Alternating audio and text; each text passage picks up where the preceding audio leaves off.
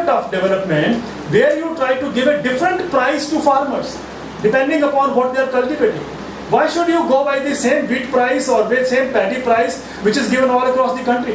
What we need is a different kind of a pricing situation. That is why I said the income commission, if Telangana has an income commission, should be able to prescribe a different economic model for Telangana. And I see it is not difficult. If the chief minister can build a palace for himself, he can also invest money for agriculture. There is no lot of money in this country.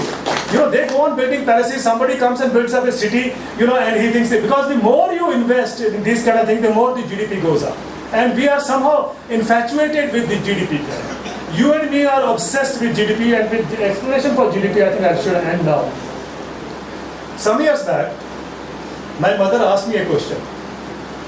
Every time I read the newspaper, she said, I read this GDP. Prime Minister says GDP can be 9%. Abdul Kalam used to say it can be 14%. Somebody says 12%. What is the GDP? I tried to give her the same answer. I'm sure if I ask you what is GDP, gross domestic product, sum total of services and goods produced in the country, I also gave her this answer. The poor lady couldn't understand what is GDP. But I thought now, since I have to answer her, I started reading more about GDP. Well, ladies and gentlemen, if you Google my talks on GDP, I think you'll find some very fascinating data. But let me give you a little bit of brief. GDP actually, in layman terms, is the amount of money that exchanges hands. So you buy a scooter, legally he takes the money, you pay the money, so it adds on to your GDP. Which means if a tree is standing, the GDP doesn't grow. If you cut down a tree, the GDP grows. So now you have to take a call, whether you want GDP or whether you want trees. If you feel our GDP is not going up, any Prime Minister, because that's what the report card today is, my GDP is going this much, the best is to cut down all the trees in this country. The GDP will grow to 27%. Anyone who wants his name in history, the Prime Minister or the leader of the country, should cut down all trees, GDP will grow to 27%. Now you have to take a call whether you need trees or you need GDP.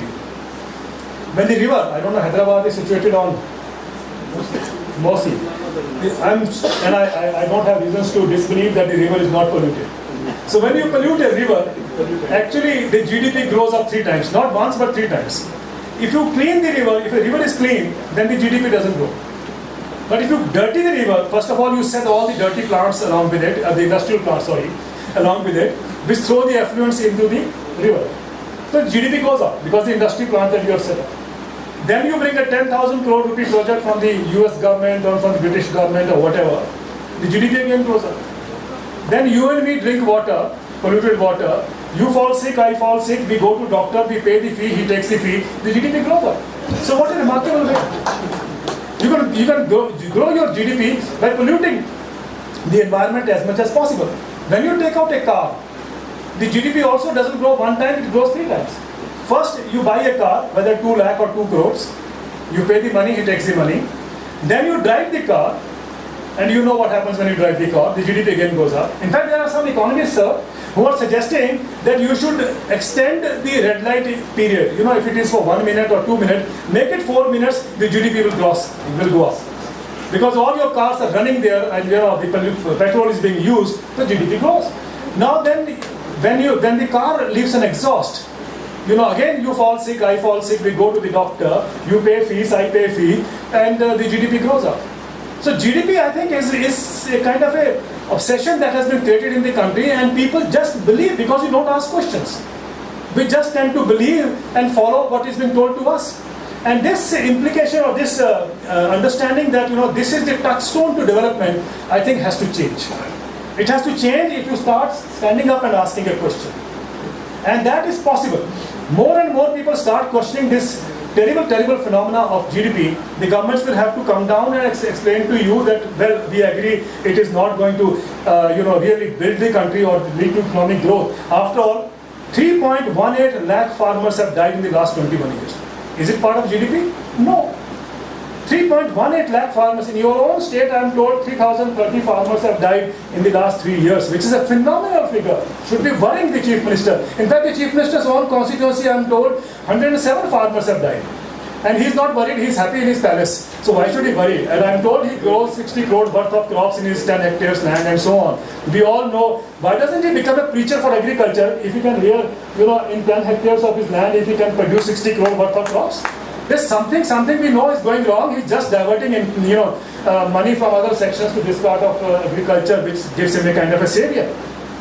But the point I'm trying to make before you is that we need to understand, we need to be very sure what we are trying to aim at. First is Farmers' Income Commission.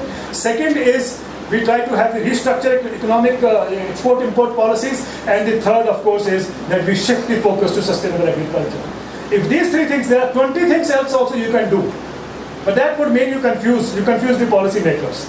The best thing is follow these three principles, and I think we would have bailed out the countries, and we would have gone for what Prime Minister Modi says again and again: Sabka Saath, Sabka Vikas.